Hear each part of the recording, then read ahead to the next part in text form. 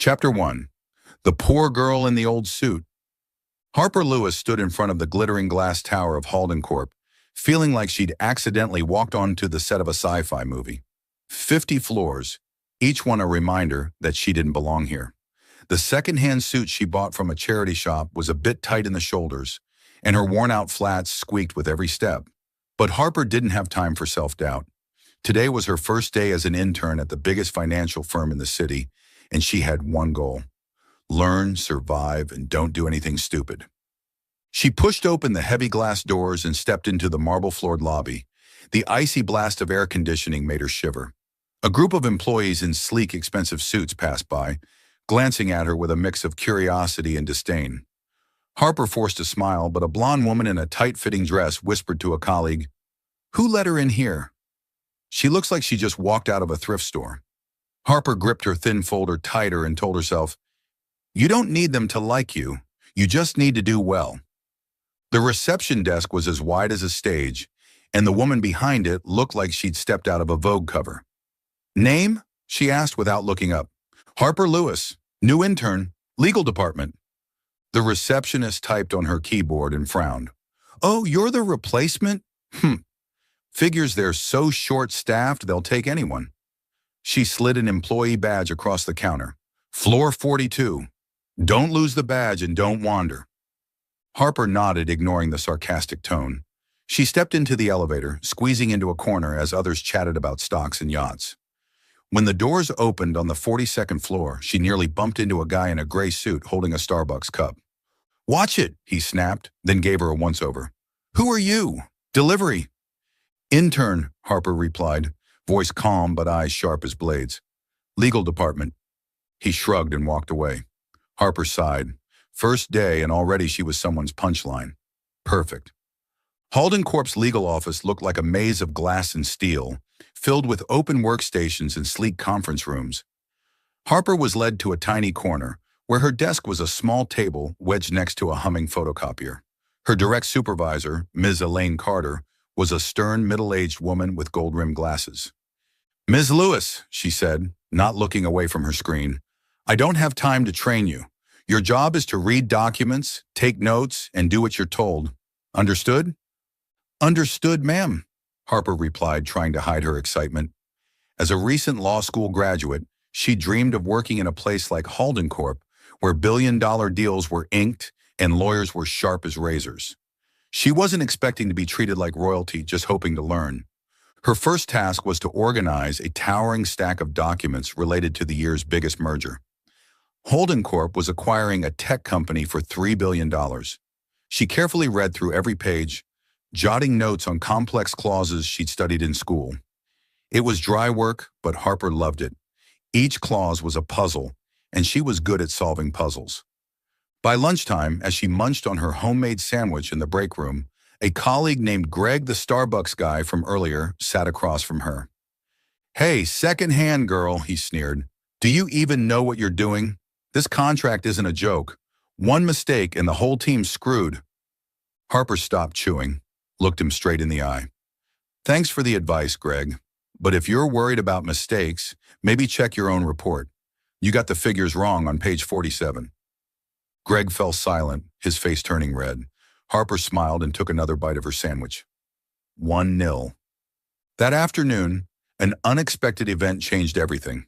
A senior lawyer on the contract analysis team suddenly took emergency leave for family reasons, leaving a big gap just before a crucial meeting with the board. After a tense conversation with HR, Miss Elaine pointed at Harper. "Ms. Lewis, you're joining the analysis team. Your job is to read the contract and flag any issues. Don't let me down." Harper froze. "But ma'am, I'm just an intern." "And you're the only one available," Elaine cut in. "Didn't you win debate competitions in law school? Then use that brain of yours." Harper swallowed hard, heart pounding. She didn't know if this was a break or a trap, but there was no time to think. She grabbed the stack of papers and dove in like a machine. Intellectual property rights, payment terms, penalty clauses. Her head was spinning, but she missed nothing. Then something off. A small clause buried on page 132 made her pause. It was vague, slippery like a trap waiting to snap. But she wasn't sure. Not yet. By 6 p.m., Harper was still at her desk, eyes burning. She scribbled a short note about the clause, planning to bring it to Miss Elaine the next morning. But deep down, she felt a strange instinct like this clause wasn't just an error, it was a ticking time bomb. She stood, stretched, and looked out the window. The city glowed under the nightlights. Harper gave a dry smile. Day one, and I've been thrown into the fire, she murmured. Welcome to Halden Corp, Harper Lewis. You're watching soul stories where every tale whispers of love, healing, and hope. If you believe that even the smallest act of kindness can change a life, and that love often arrives when we least expect it, don't forget to subscribe and be part of our journey. Now stay with us. The story is just beginning. Chapter 2. Excuse me, but this clause is a trap. Harper Lewis walked into the conference room on the 50th floor of Halden Corp, feeling like she was walking toward a guillotine. She clutched her folder tightly, trying to ignore the squeak of her worn flats on the gleaming wooden floor. The room was as grand as a ballroom, with a long, polished table, premium leather chairs, and floor-to-ceiling windows that framed the city skyline. But the atmosphere was colder than the AC. A dozen executives in designer suits sat upright, eyes fixed on a massive screen filled with numbers and charts. At the head of the table sat Nolan Halden, CEO of Halden Corp, with eyes sharp as razors. Elaine led Harper in and pointed to the last seat at the far end of the table, next to a lukewarm coffee pot. Sit still, take notes, and don't speak unless spoken to, she whispered, her voice tight as wire. Harper nodded, but her gut was still knotted from the clause on page 132. She'd read it 3 more times before the meeting, and each time, the unease grew stronger. The meeting began with a presentation from Richard Voss, head of legal. He spoke about the $3 billion merger with Zenith Innovations, his tone as confident as a yacht salesman. This contract is a masterpiece, Voss declared, gesturing at the screen. Every clause has been combed through. Zenith will be ours, and their intellectual property will be the crown jewel of Halden Corp's portfolio. The directors nodded approvingly, some even clapping lightly. Harper lowered her head and quickly flipped to page 132 of the printed contract. Clause 17.4b, written in tangled legal jargon, stated that Zenith would retain temporary exclusive usage rights over some of their core patents for 5 years post-merger. But a tiny sentence at the bottom sent a chill through her spine. Those rights could be extended indefinitely if Zenith met certain technical conditions which were never clearly defined. To Harper, this wasn't a typo, this was a trap. She glanced at Elaine, hoping for permission to speak, but Elaine was busy jotting down notes. Harper bit her lip. I'm just an intern. If I say something stupid, I'm finished. Then she remembered her mother's words. The truth doesn't wait for courage, Harper. She took a deep breath and gripped her pen tighter. Excuse me, Harper said aloud, her voice clear but slightly trembling. The room fell dead silent. Voss paused mid-sentence, turning as if she'd interrupted a symphony. I believe there's a problem in clause 17.4b. Every eye turned toward Harper. Her throat felt dry, but she pressed on. This clause allows Zenith to maintain exclusive rights to the core patents indefinitely, based on vague conditions.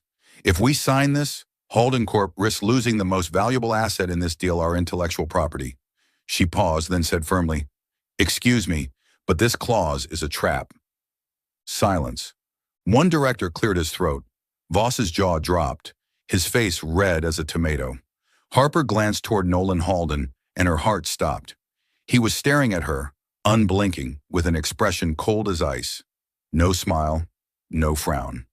Just a granite wall and an Armani suit. An intern, right? Voss finally spoke, oozing sarcasm. You think you're smarter than the entire legal team that worked on this for 3 months? Harper swallowed but didn't flinch. I'm not saying the legal team isn't competent. I'm saying this clause has a loophole. If Zenith exploits it, we could lose hundreds of millions. Enough, Voss barked. You have no authority to speak here. Elaine, how are you managing your intern? Elaine's face paled. She turned to Harper. Lewis, out. Now! Harper stood, legs shaky. She gathered her documents, keeping her head high, though it felt like the weight of the world was pressing on her shoulders. As she passed Nolan, she could feel his eyes still on her, but this time, there was something else in his gaze. Curiosity, or just her imagination. The door slammed shut behind her. Harper stood alone in the hallway, heart pounding. "What did I just do?" she whispered. She imagined being fired, escorted out of Halden Corp after just 2 days. But deep down, she knew she wasn't wrong. That clause was a ticking time bomb, and she couldn't pretend she didn't see it. Inside the boardroom, tension still crackled in the air. Voss resumed his presentation, but his voice had lost its swagger. A few directors exchanged whispers, occasionally glancing at Harper's now empty seat. Nolan remained silent, his fingers tapping lightly on the table. Finally he spoke, his voice low and icy. "Voss, explain clause 17.4b. Right now." Voss stammered, flipping pages.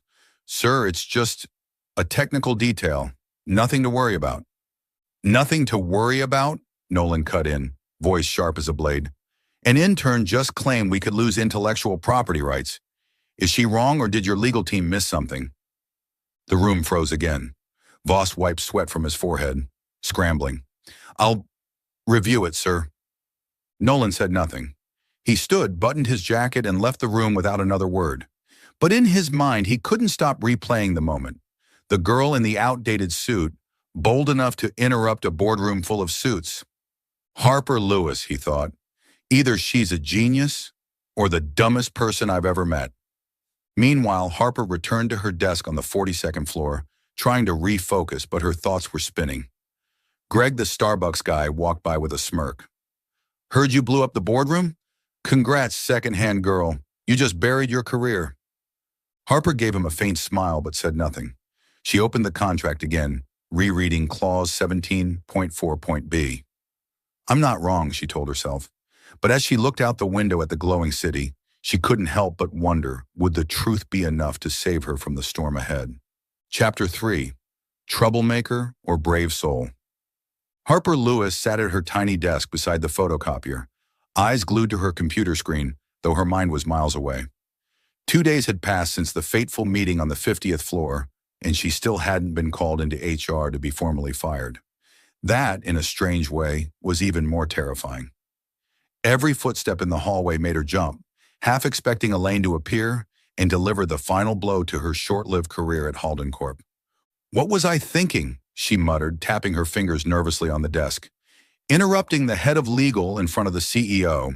I've probably broken the stupidity record for the year." Her co-workers weren't helping her nerves.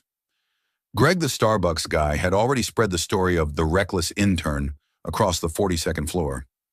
Every time he passed her desk, he smirked. "Still breathing, second-hand girl? I'm betting your badge gets revoked by Friday." Harper only gave him a tired smile, but inside she was counting down the hours. She needed this job not just to pay rent, but to afford her mother's medication for chronic arthritis. Meanwhile, on the 50th floor, Nolan Halden sat in an office as grand as a penthouse, skimming the report in front of him, but he wasn't really reading. His mind was occupied by one name, Harper Lewis.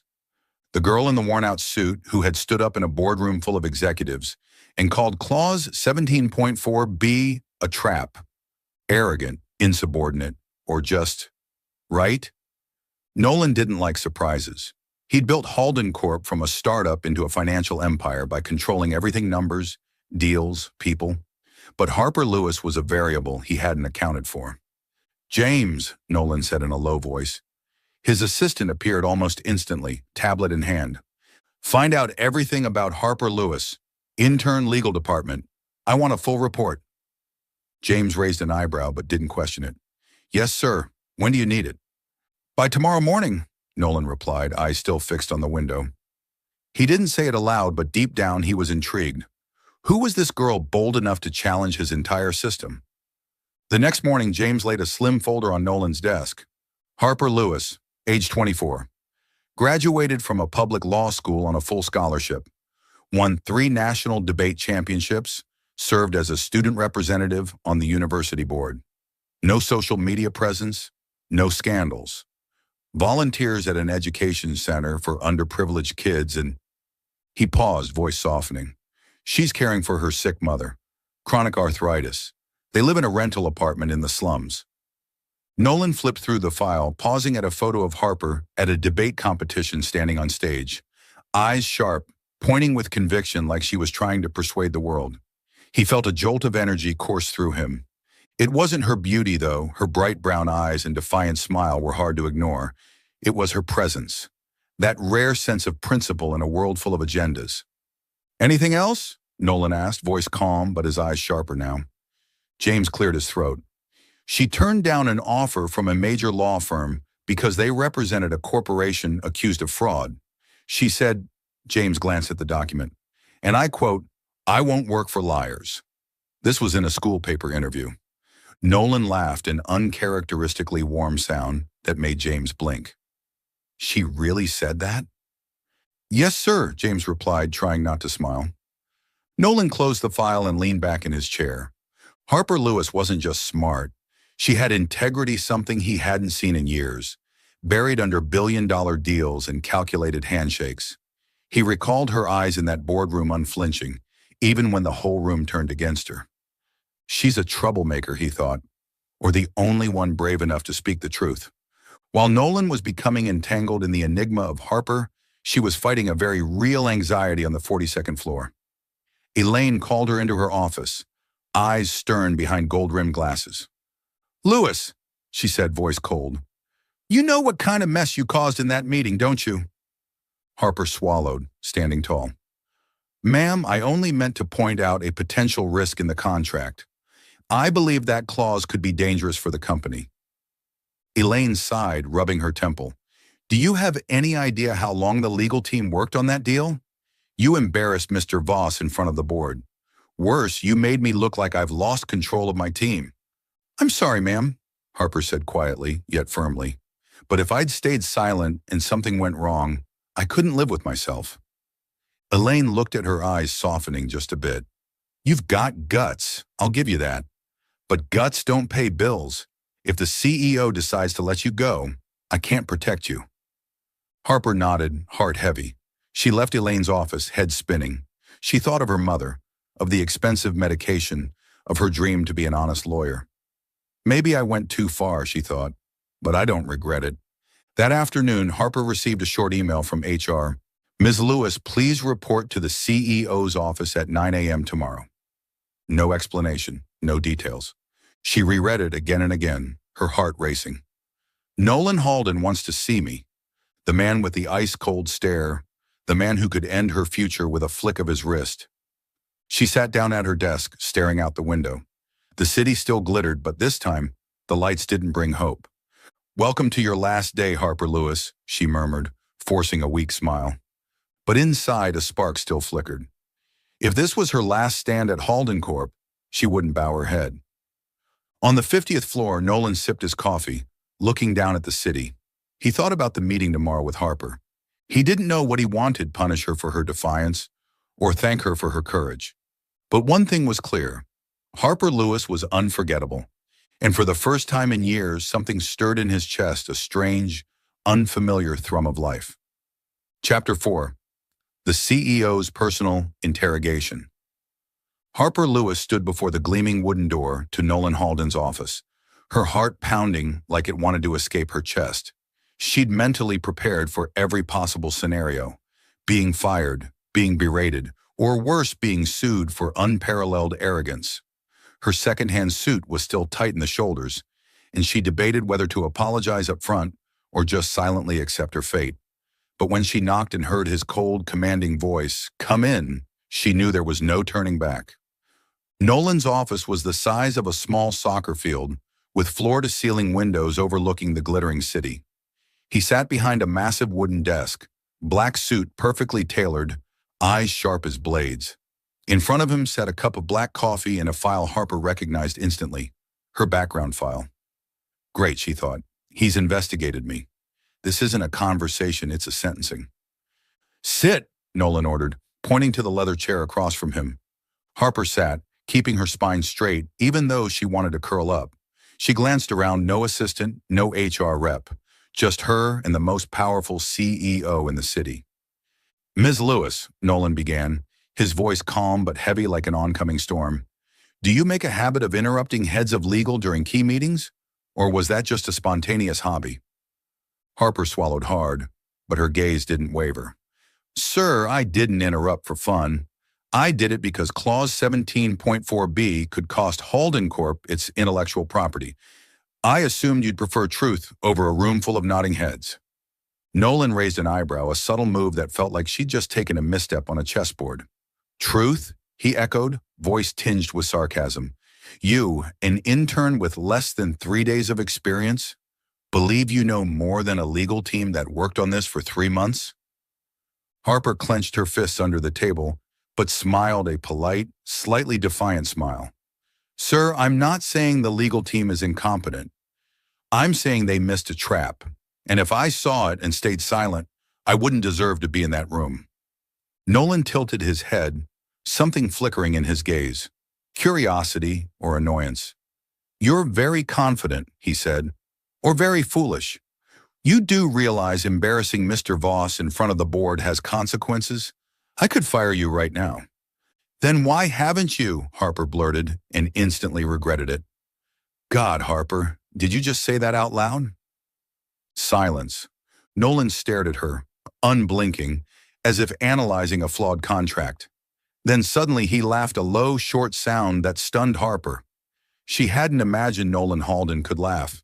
For a moment he looked almost human. You've got guts, Lewis, he said, the smile vanishing as quickly as it appeared. But guts won't save you if you're wrong. Explain. Clause 17.4b. If you can't convince me, you'll be out of Halden Corp before noon. Harper took a deep breath, the old feeling of standing on a debate stage washing over her.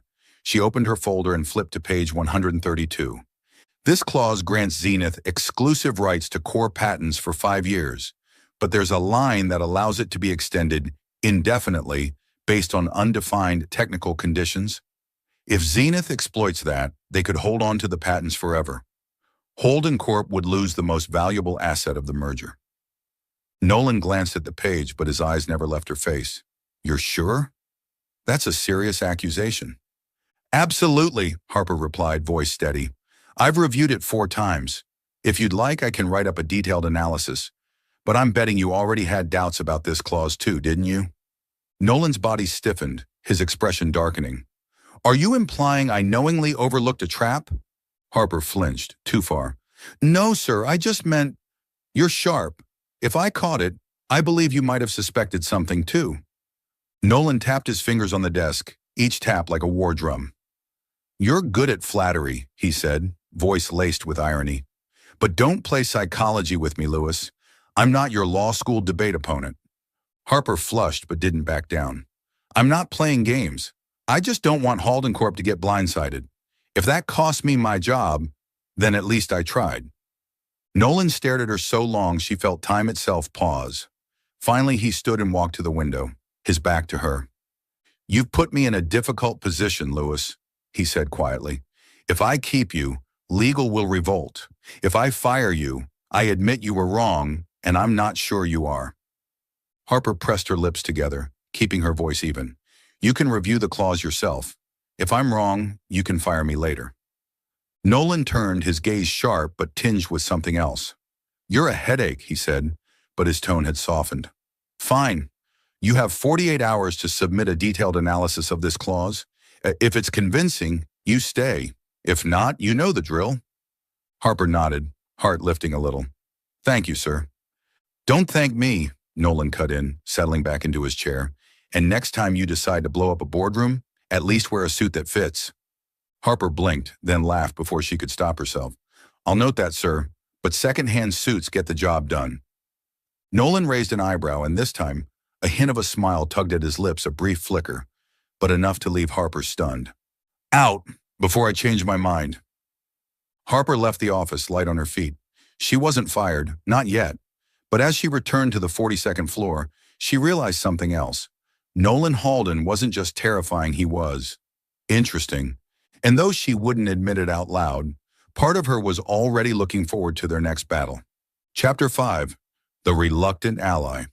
Harper Lewis sat at her tiny desk beside the photocopier, eyes burning from 2 sleepless nights spent writing the analysis of Clause 17.4b. She'd submitted the report to Nolan Halden right on time, mentally including an imaginary cup of coffee to soften the notoriously cold CEO. But this morning, when she opened her email, one message nearly made her spill her water.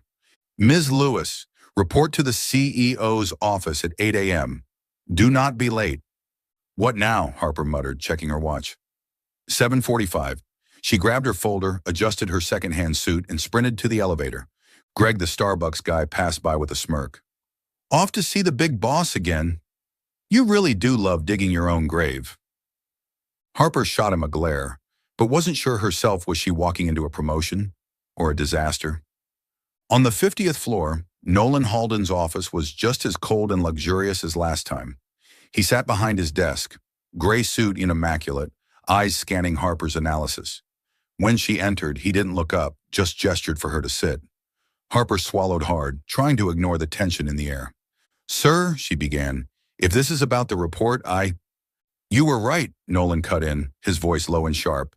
He slid the analysis across the desk. Clause 17.4b is a trap.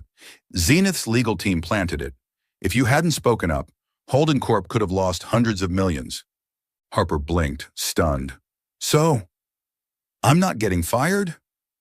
Nolan raised an eyebrow, a flicker of something unreadable in his eyes. Don't celebrate yet. You've given me more headaches than help. Before Harper could respond, the door burst open. Elaine Carter stepped in, followed by Richard Voss, head of legal, face flushed red. Mr. Halden, Voss began, voice shaky, we've just identified another issue in the Zenith contract, the technology transfer clause. It's vague. If we sign, we could be sued. Nolan drummed his fingers on the desk, each tap a blow to someone's career. Vague, he repeated, voice like ice. Voss, how does your team miss 2 loopholes in one contract? Voss wiped sweat from his brow, flustered. Elaine cleared her throat and glanced at Harper. Sir, Ms. Lewis has proven capable of spotting issues. Perhaps she could assist in reviewing the rest of the contract. Harper's mouth fell open, but Nolan spoke first. Lewis? An intern? He turned to her, eyes filled with both skepticism and something else.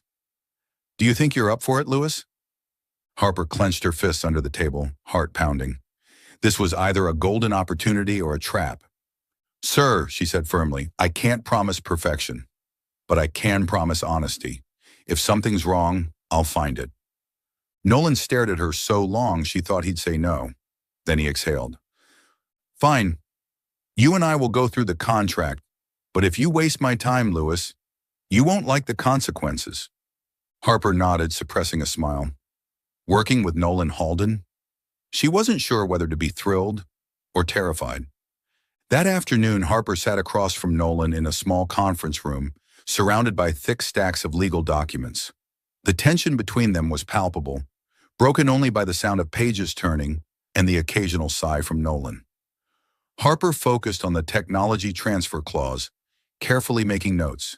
She spotted a vague phrase, conditional transfer, that Zenith could exploit to delay delivering critical source codes. Take a look, Harper said, sliding the document across the table. This phrase doesn't define the conditions. If Zenith drags it out, we might not get the source codes for years. Nolan skimmed the page, frowning. You sure? That might just be standard phrasing. Harper smiled, polite but firm. Sir, in law, there's no such thing as standard. Every word is a weapon, and this one's a loaded gun. Nolan looked at her, a flicker of amusement in his eyes.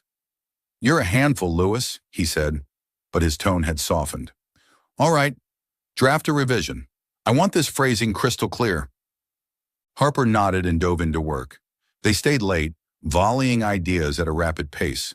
Harper was surprised to find that Nolan wasn't just sharp, he was surprisingly open-minded, at least when it came to contracts. He asked incisive questions but listened carefully when she explained. At times, she caught him looking at her longer than necessary, his gaze no longer cold but searching. You know, Harper said during a rare lull. "You'd make a decent lawyer. You interrogate better than most of my professors." Nolan raised an eyebrow, lips twitching. "Was that a compliment or an insult, Lewis?" "A little of both," she replied, winking before she could stop herself. She blushed, but Nolan simply chuckled a low sound that made her heart skip. At 10 p.m., they finalized the contract revision. Nolan read it over and nodded. "Good," he said. "You don't just talk big, Lewis. You have real skill." Harper smiled but shook her head. "It's not about skill, sir. I just don't want anyone to get tricked. Not Halden Corp. Not anyone." Nolan looked at her, his gaze softening. "Honesty," he said quietly. "That's rarer than talent around here." Harper didn't respond, but a warmth bloomed in her chest. As she packed up her materials, Nolan suddenly asked, "Have you ever considered working here long-term?" Harper froze, turning back. "Sir, I'm just trying to survive the week." Nolan laughed for the third time that day, a personal record. "You'll survive, Lewis, but don't get cocky. We've got plenty more contracts to review." Harper walked out of the room, head spinning. She hadn't just kept her job, she'd made Nolan Halden laugh. But as she stepped into the elevator, a more alarming realization hit her. His voice, his gaze, his presence were starting to get under her skin. "Don't go there, Harper," she warned herself. "He's the CEO, and you're the second-hand girl." Back in the conference room, Nolan stared at the documents, but his mind wasn't on the contract. He thought about Harper, her defiant smile, her unflinching honesty. For the first time in years, his heart stirred not because of a billion-dollar deal, but because of a girl in a worn-out suit. Still following the story? If this story found you outside of Soul Stories, we invite you home to where every touching tale begins with truth, hope, and heart. Chapter 6, The Ex Returns and Old Wounds Reopen. 2 months at Halden Corp had transformed Harper Lewis from a nervous intern into an essential part of the 42nd floor.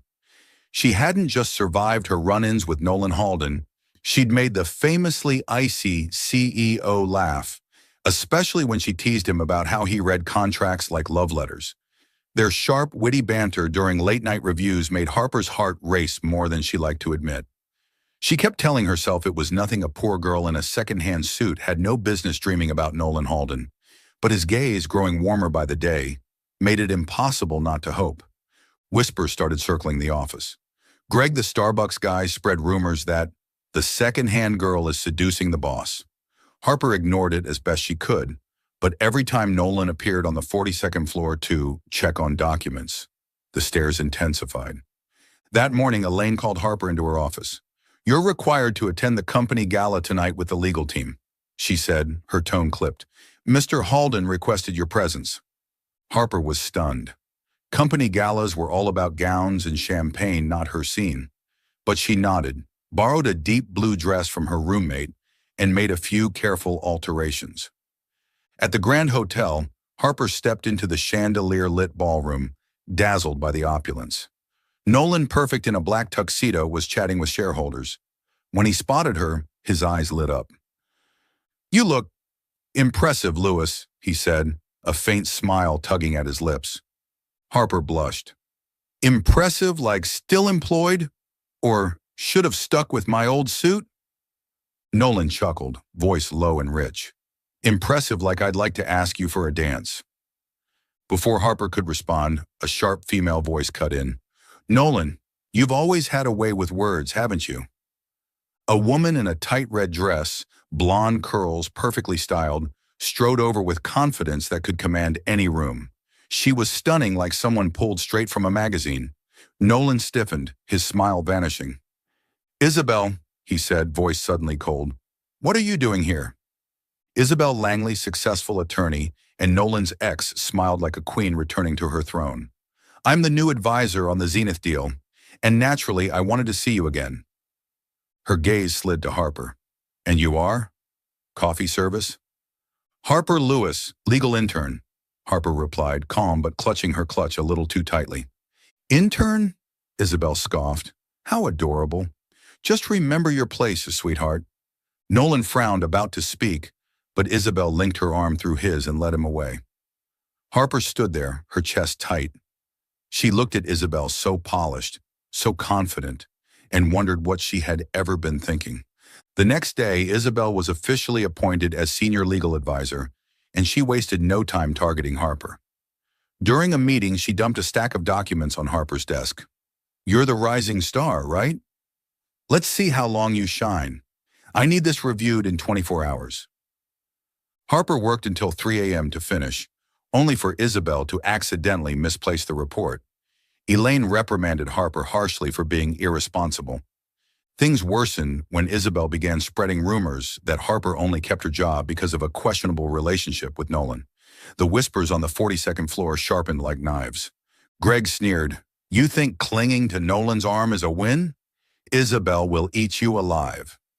The breaking point came the following week. A confidential internal document tied to the Zenith deal was leaked online, causing chaos within Halden Corp. At an emergency board meeting, Isabel stood confidently before the directors. "I found an email sent from Ms. Lewis's workstation, sharing the document externally," she announced, presenting a printed copy. "She may be an intern, but she clearly had motive."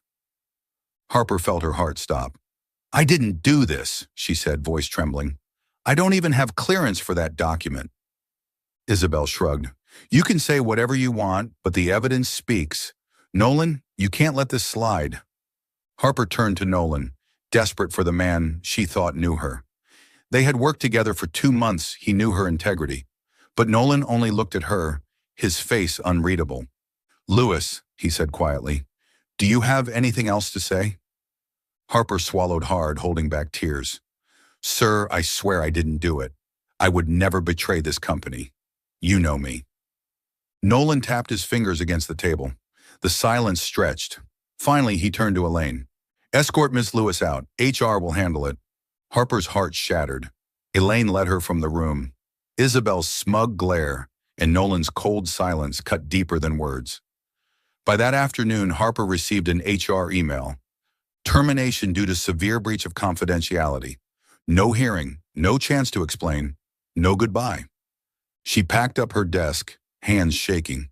Greg walked past and shook his head. "Told you, you can't beat Isabel." Harper didn't reply. She just wanted to get out away from the stares, from the humiliation, from Nolan's memory. As she stepped out of Halden Corp's glittering tower, the city still sparkled with light. But to Harper, it was all darkness. She thought of her mother, of the dream to become an honest lawyer, and of Nolan, the man she trusted. "He didn't believe me," she thought, as a tear rolled down her cheek. She hadn't quit. She'd been fired, framed, abandoned. Up on the 50th floor, Nolan sat at his desk, staring at Harper's termination email. His jaw clenched, eyes clouded. Isabel entered, smiling. "You made the right call, Nolan. She didn't belong here." Nolan didn't respond. He could still see Harper's eyes, betrayed, hurt, pleading. A part of him doubted Isabel's evidence. But it had seemed so clear. Or had he been wrong? When Isabel left, Nolan stood by the window, unease gnawing at his gut. For the first time in years, he didn't feel the thrill of a corporate victory. Instead, it felt like he just lost the one thing that truly mattered. Chapter 7. Harper disappears and Nolan unravels. 3 weeks had passed since Harper Lewis was fired from Halden Corp, and Nolan Halden was no longer himself. On the surface, he remained the impeccably dressed, composed CEO, but those closest to him noticed the cracks. He spoke less, his gaze drifted more often, and the rare smiles that used to escape when Harper teased him about reading contracts like love poems had vanished entirely. Every night, Nolan was haunted by the image of her eyes red, voice trembling as she swore her innocence in that fateful meeting. He had tried to convince himself he'd made the right call, that the evidence Isabel Langley presented an email from Harper's computer leaking internal documents was irrefutable. But every time he saw Harper's betrayed expression in his mind, a crack deepened in the fortress he'd built around his control. He missed her desperately. Meanwhile, Halden Corp was spiraling. The document leak had shaken investor confidence. Tabloids were feasting on scandal, and the $3 billion merger with Zenith Innovations was on the verge of collapse. Isabel, now senior legal advisor, acted busy managing the fallout. But Nolan's instincts started to scream. She was too polished, too smug, just like she was 4 years ago, when she'd betrayed him for a high-paying post at a rival firm. That morning, James, his personal assistant, entered Nolan's office looking tense. "Sir, the IT team found a new trail of leaked emails. They weren't from Ms. Lewis, they were from Ms. Langley." He set a file on Nolan's desk. "They traced everything. The email framing Ms. Lewis was fabricated. Langley used her access to plant the evidence, and she sent confidential Zenith data to a competitor, possibly for personal gain." Nolan flipped through the documents, jaw clenching. Line after line confirmed it. Isabel hadn't just framed Harper, she had deliberately sabotaged Halden Corp. One email even detailed her plan to delay technology transfers so Zenith could retain core patents, the very loophole Harper had flagged. His vision darkened. Isabel hadn't just betrayed him again, she had destroyed the one person who dared to speak the truth. "Get legal in the conference room," Nolan said, his voice like ice. "We're calling a press conference this afternoon." James hesitated. "Sir, about Ms. Lewis. HR says she left the city right after she was fired. Her apartment is empty. No one knows where she went." Nolan went still, like he'd just taken a punch to the gut. "Left the city?" he repeated hoarsely. 3 weeks. She'd been gone for 3 weeks, and he had done nothing but believe a lie. "Find her," he said, his voice low but resolute. "Search everywhere, her school, volunteer centers, hospitals. I don't care what it takes." James nodded and rushed out. Nolan summoned the legal team. Isabel entered confidently, but her eyes flicked nervously when she saw the folder on the table. "Nolan, what's the urgency?" she asked sweetly. He shoved the file toward her. "Explain," he said, each syllable like a bullet. "Why did you forge an email to frame Harper Lewis? Why did you leak confidential information to our competitor?" Isabel paled but tried to recover. "Nolan, you're misunderstanding. I was protecting the company. Harper was—" "Enough!" Nolan snapped, standing. The room fell silent. "You betrayed me 4 years ago, Isabel. I forgave you. But this," he pointed at the file, "you didn't just damage Halden Corp. You destroyed an innocent person. Harper Lewis warned us about the trap in that contract, and you repaid her by making her the scapegoat." Isabel opened her mouth, voice trembling. "You don't have solid proof." "The proof is right here," Nolan barked, slamming the file down. "You're finished," he turned to Elaine. "Remove Ms. Langley from all projects. HR will terminate her immediately." Isabel panicked. "Nolan, you can't. I'm the best you've got." "No," he said, his voice sharp as a blade. "The best was the woman you ran off. Get out." As Isabel was escorted out, Nolan's rage gave way to guilt. He'd let Harper take the fall. He'd watched her walk away, devastated and alone. He thought of her defiant smile, the sparkle in her eye when she joked that he was the worst lawyer on earth. His chest ached. He hadn't just made a mistake, he'd failed the one person who made him want to be better. That afternoon, the Halden Corp press room was packed with reporters and flashing cameras. Nolan stood at the podium, eyes blazing. "Halden Corp is officially withdrawing from the merger with Zenith Innovations," he announced. "We've discovered acts of fraud, both from our partner and from someone within our own ranks. We will pursue legal action and overhaul internal procedures to ensure justice." A reporter raised a hand. "Mr. Halden, who leaked the documents?" Nolan gripped the microphone. "A senior advisor framed Harper Lewis, an employee who tried to warn us. She was treated unfairly, and I—" He paused, his voice tightening. "I failed to believe her, and for that, I apologize." Gasps and murmurs rippled through the room. Nolan Halden apologizing? It was unprecedented. "She is the most honest person I've ever worked with," he added, "and Halden Corp owes her." Back in his office, Nolan could think only of Harper. James entered, shaking his head. "Sir, we checked her old apartment. Neighbors say she and her mother moved out 2 weeks ago. No forwarding address. The volunteer center hasn't seen her." Nolan clenched his fists, helpless for the first time in his life. 3 weeks. She was gone, and he had done nothing to stop it. "Keep looking," he ordered. "Try her school, hospitals, anywhere she ever mentioned." James hesitated. "Sir, what if she doesn't want to be found?" Nolan turned, eyes burning. "Then I'll find her anyway. I owe her the truth, and more." That night, Nolan sat alone staring at the city lights. He remembered the moment Harper had interrupted the boardroom meeting, her voice clear and unshakable. This clause is a trap. She had been right about the contract, about Isabel, and about him, a man trapped by power and doubt. He'd lost control not of his company, but of the one thing that had truly mattered, Harper. In a small town hours away, Harper sat in a dimly lit motel room, the flickering lamp casting shadows on her weary face. Beside her, her mother slept peacefully, unaware of her daughter's quiet anguish. Harper stared at the ceiling, tears sliding silently down her cheeks. She thought of Nolan, his rare smiles, the warmth in his eyes. He hadn't believed her. She'd wanted to explain, to fight, but there had been no chance. He chose not to trust me, she thought, and now she couldn't go back, not even if she wanted to. You're watching Soul Stories exclusive to our channel. If you're still with us, drop a comment. We read and cherish them all. Subscribe to support more heartfelt, original stories. Thanks for being part of the Soul Stories family. Chapter 8, Searching Where No One Thought to Look. For 3 weeks after her dismissal from Halden Corp, Harper Lewis lived with a quiet fire smoldering in her chest. As a young lawyer, she had spent years forging a career. Grounded in integrity, she once declined a lucrative offer from a top law firm because they represented a corporation accused of environmental fraud. And yet, at Halden Corp, she had been branded a thief, a traitor. Not just fired, but defamed. Each night, she lay on a narrow mattress in a cramped room in a small town far from the city, listening to her mother's steady breathing beside her, and wondered, why is the truth so fragile? Isabel Langley's counterfeit smile and forged evidence had reduced her to a villain.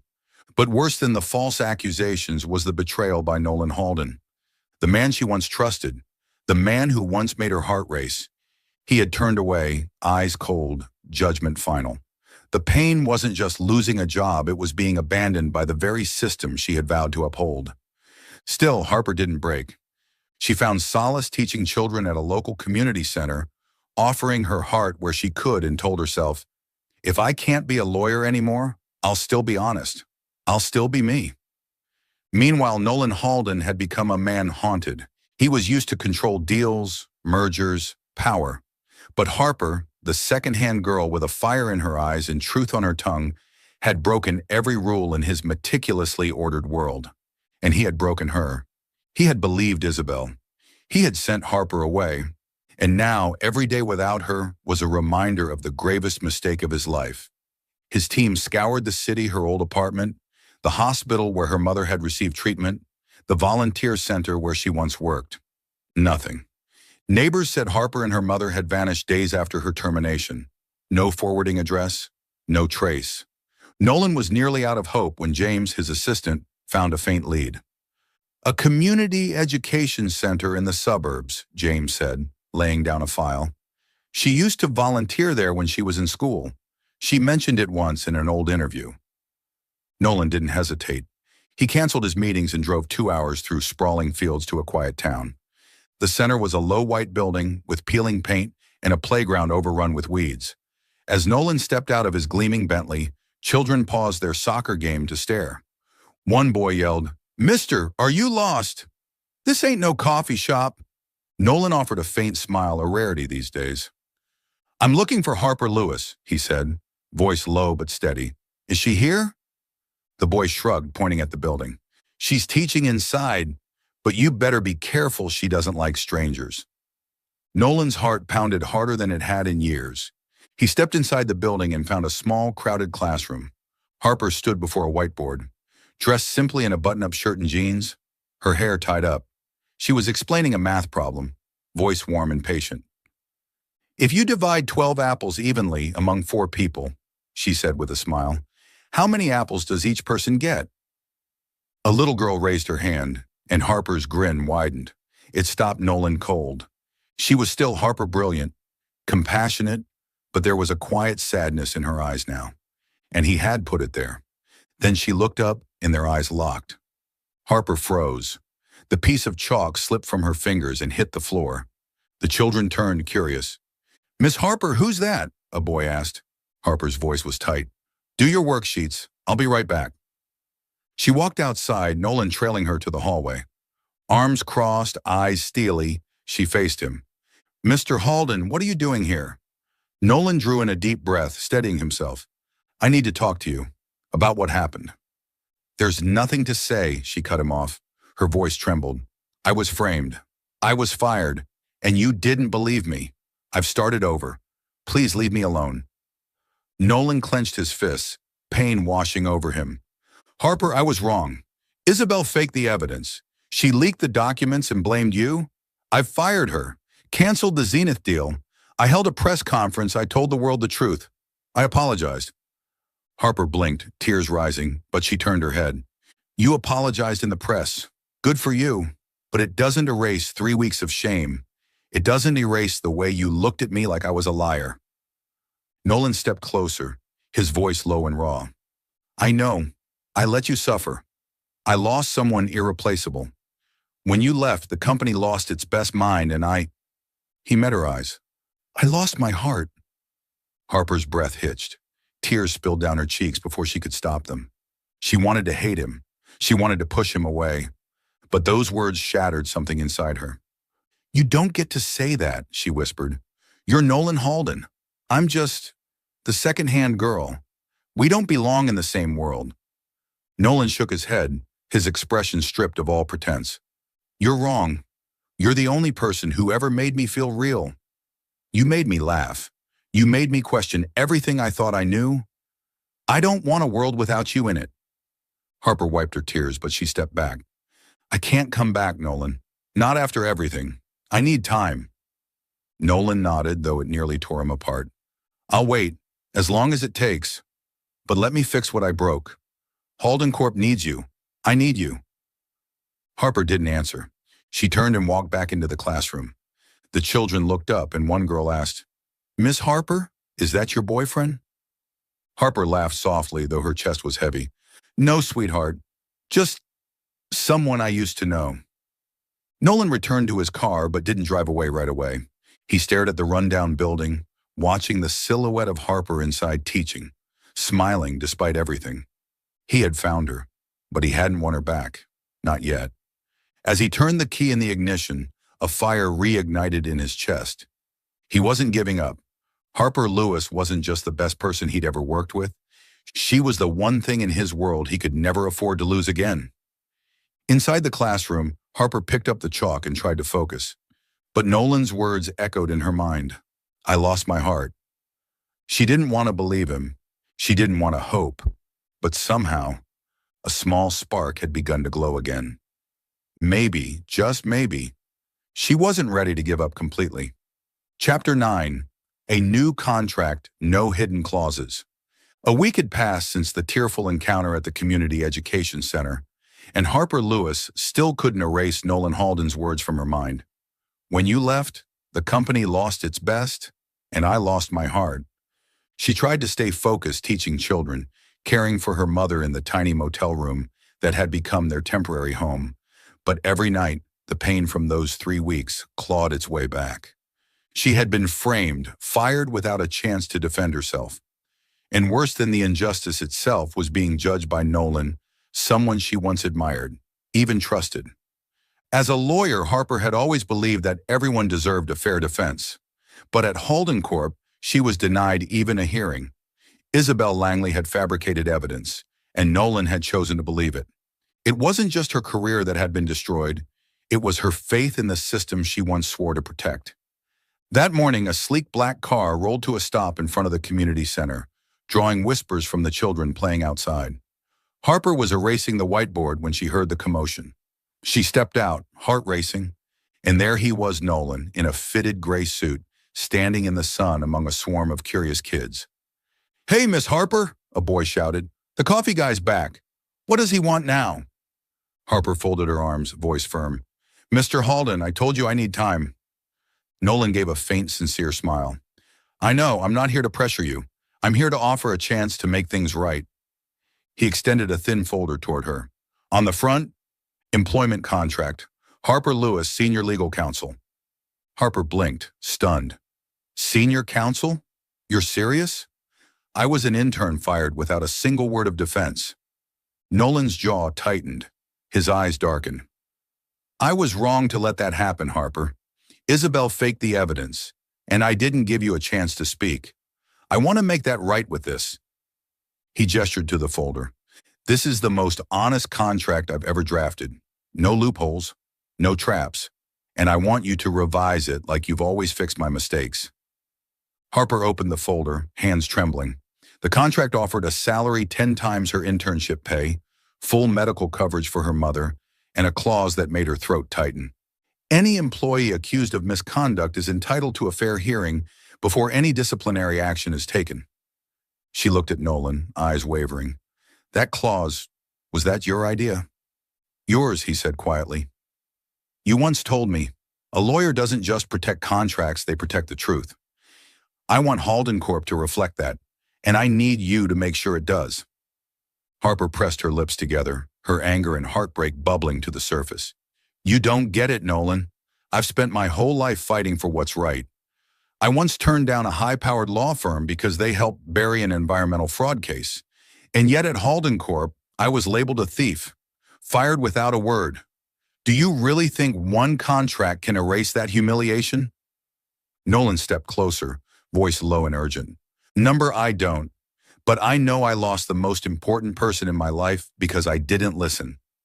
You taught me that truth matters more than power.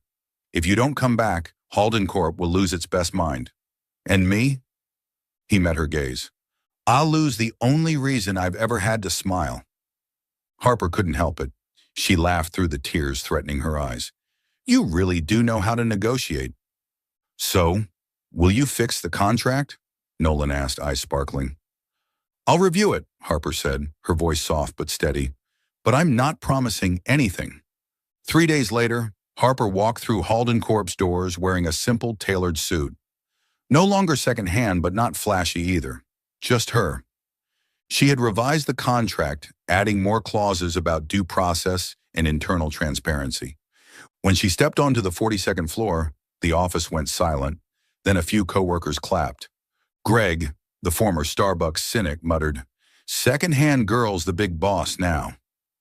Guess I lost that bet. Harper smiled but kept walking. Her real test waited on the 50th floor. That afternoon, Nolan held a press conference in the Halden Corp lobby, packed with reporters and flashing cameras. He stepped onto the stage, confident but warm. Halden Corp has learned a hard lesson about honesty, he began. And today, I'm proud to reintroduce Harper Lewis, our new senior legal counsel, the woman who saved this company from disaster and taught me the value of truth. Applause rang out. Harper stood beside him, trying to maintain her composure while her heart pounded.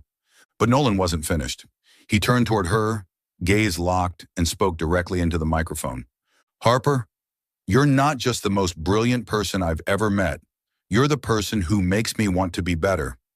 I know I don't deserve you, but I want to ask for something. He pulled out a folded piece of paper. At the top, lifetime love contract. He read aloud, voice rich and unshakable. Clause 1, I, Nolan Halden, promise to love, respect, and trust Harper Lewis for life. Clause 2, no traps, no deception, only truth. Harper, will you sign? The room exploded in gasps and camera clicks. Harper stood frozen, tears brimming. You're insane, she whispered, voice shaking. This is a press conference, not a rom-com. So what? Nolan smiled, stepping closer. I lost you once. I'm not risking that again. Harper wiped her tears and grinned. You really are the worst lawyer in the world. She took the paper, skimmed it, then met his eyes. I'll sign it. On one condition, you have to smile more. Nolan laughed a sound that filled the entire hall and pulled her into his arms. Deal. Reporters erupted, but for Harper and Nolan, the world narrowed to just the two of them. Later, they sat in Nolan's office, the handwritten love contract on his desk. Harper shook her head. You proposed in front of the entire world. Aren't you afraid the shareholders will revolt? Let them, Nolan said, holding her hand.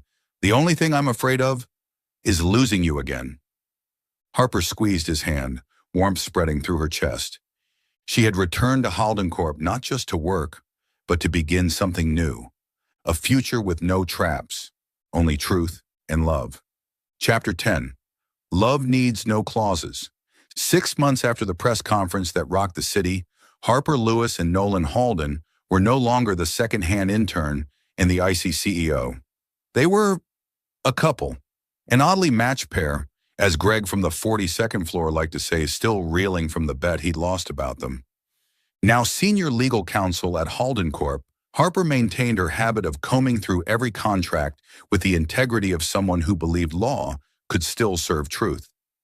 Nolan, while still running his financial empire, had learned something far more difficult than managing billions: how to smile, and more importantly, how to let go of control.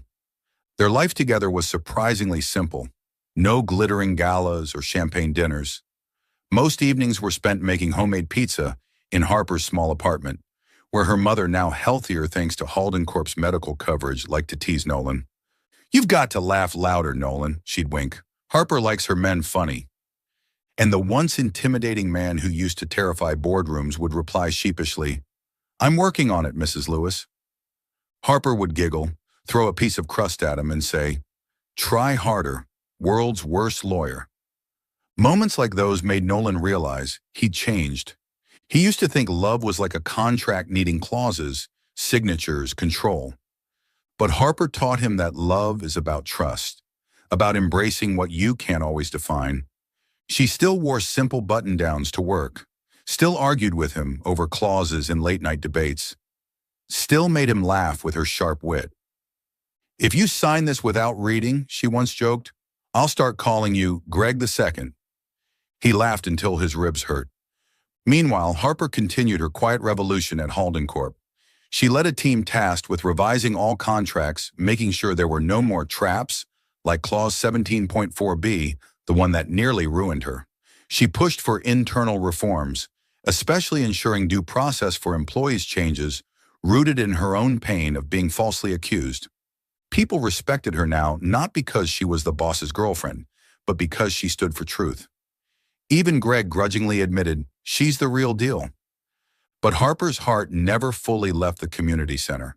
She missed the kids, missed helping people who didn't even have a voice. One evening, she pulled Nolan into the kitchen and slapped down a napkin with scribbles all over it. "Free legal aid for underprivileged students.